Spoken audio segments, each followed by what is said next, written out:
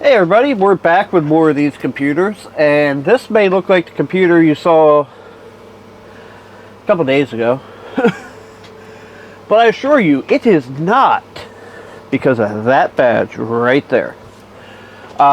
It says it's a Core 2 quad. This case is absolutely filthy.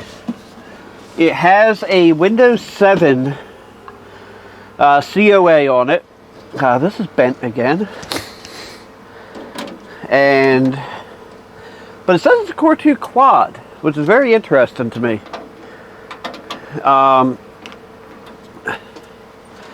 We've seen what the other computers came with, like as far as like hard drives and stuff like that. Will this one be a 2 terabyte hard drive as well? I can't see that far.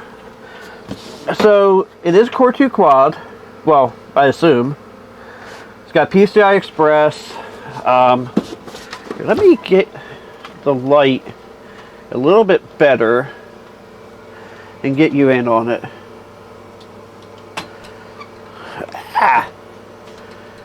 That made things worse, didn't it? So PCI Express, it's got the same network, or the card reader. Typical array on the back. But it has 2 RAM sticks. They look identical, which is a good thing.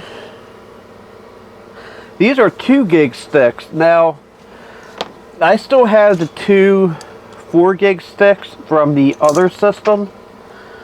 I may end up putting those in it. If this all works, of course. After that last one, I don't know if you still remember, I'm going to try spinning this. It does not sound good. Anyway, let's just hook her up and see what we get. Alright, here goes. So, this lights up immediately. There's tape over that. Oh, cool, I got to peel the thing off the case. So, this is lighting up saying power, but okay.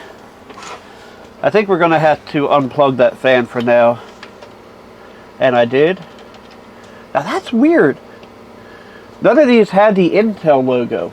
Here, let me move this to a better location. Alright, this doesn't tell me.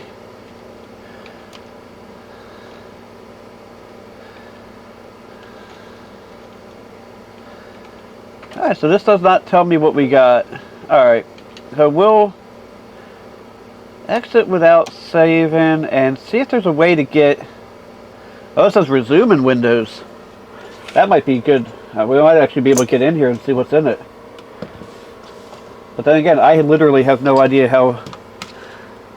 I have never put a Windows to sleep before. So I don't actually know how that works. But something weird's going on. So this is a very similar board to what the others were. Is this DDR2 or DDR3? I need to double check that real quick.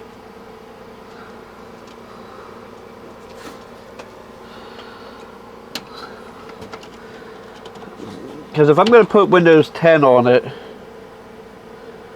No, this is PC2. I mean, 4 gigs will still be fine. So this is DDR2. 4 gigs will still be fine, but I need to be able to boot off the... I need to be able to boot off the flash drive.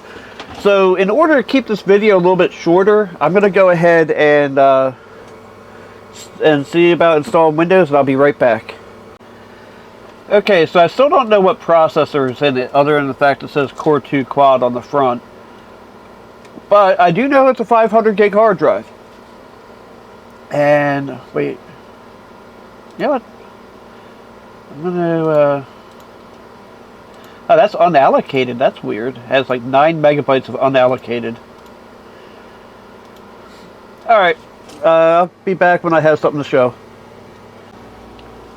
Alright, so twice it was doing getting devices ready, got to about 4%, and then came up with a blue screen with a QR code. I was not ready the first 2 times, so this time I tried to make sure I was going to be ready. And this time I get this one here saying computer restarted unexpectedly or encountered an unexpected error. Windows installation cannot be completed. To install Windows, click OK and restart the computer, then restart the installation. So I don't know what is going on. It's very weird. I've been at this for like a while now. But I'll see what happens. Like I don't see anything like bulging caps or anything that's really particularly bad. The only thing that is really weird is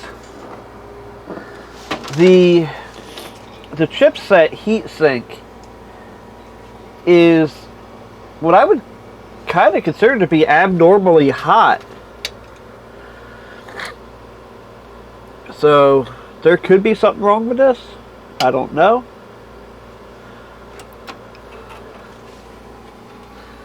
Wow, they're like all these case screws are loose. Like I don't know if that's a power spec thing or if somebody was messing with it when they shouldn't have been.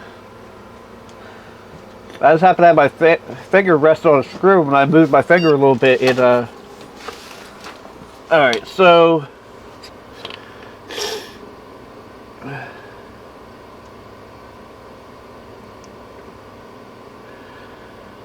like I've already been here for quite a while, so I'm probably just going to call this for now. Just be like, we'll come back to this.